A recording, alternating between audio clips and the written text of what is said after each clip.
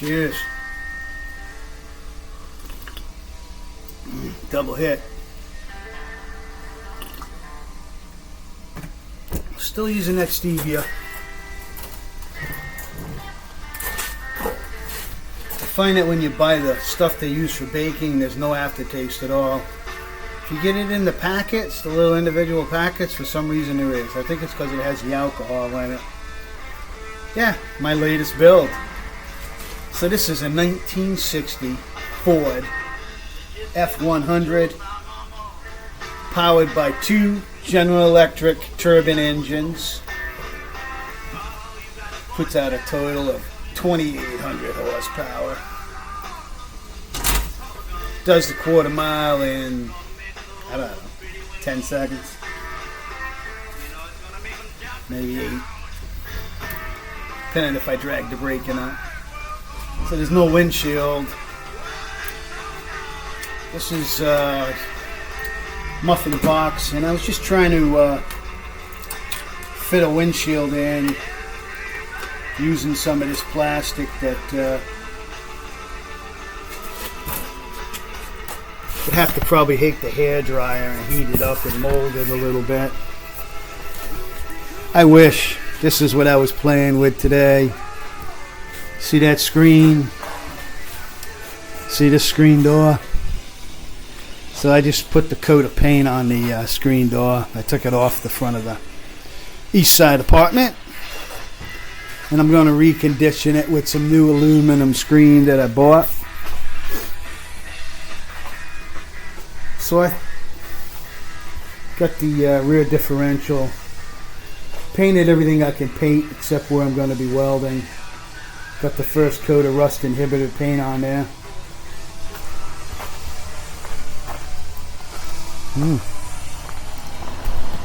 Lucky.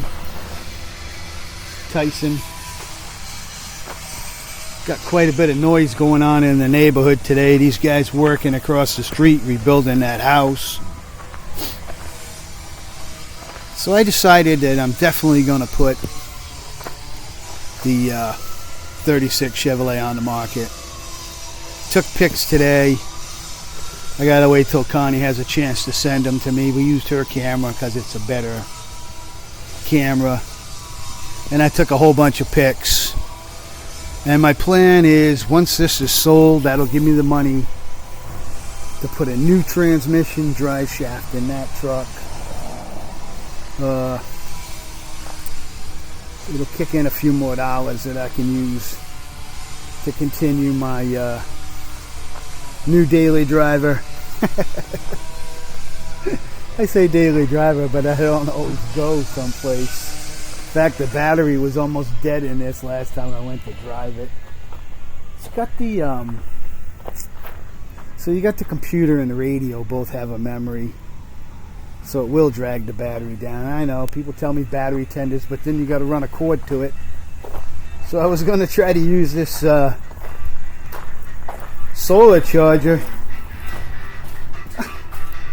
I guess sometimes you just want to look at stuff, because I found out it's 5 volt. This is only 5 volts. Once I finally looked at the back of it. So that ain't gonna work. It's only 5 volts. Oh man, I gotta get gonna be getting the calipers all cleaned up and squished down and conditioned. I want to clean up the pistons before I squish them down. So I started playing a little bit with these. This is the speedometer that came out of the Impala. And what I did was I put it inside of this. Oh, it's kind of bad lighting in here. So I took the face off of the original speedometer. And I put the face, that face on the speedometer I want to use. It has the speed buffer. So now once that's installed, I'll be able to have cruise control.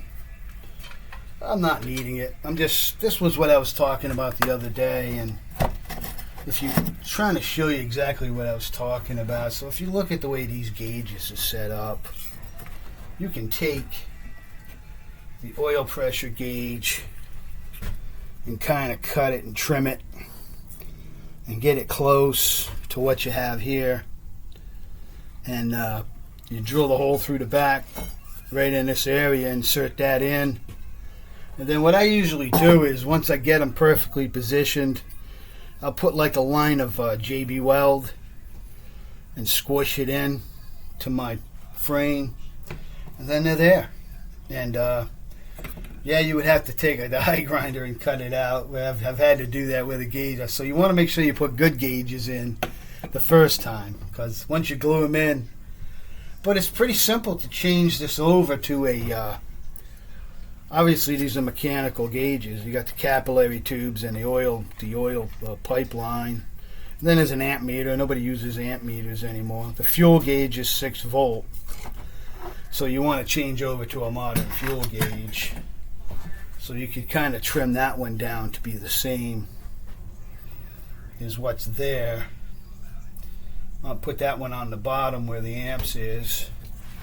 So I would probably, put that on the bottom where the amps is. And then up here where it says fuel, I'd probably do like oil pressure, and here where it's temperature, I'd put temperature. That way I can use the gauges with the writing and everything, and they'll be in the right direction, if you know what I'm saying. But it's a challenge to do this work, but you can get her done.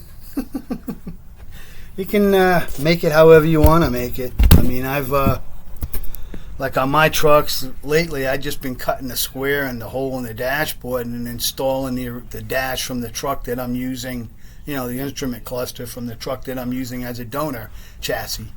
And then it's just plug and play. With this, you got to configure. When I did the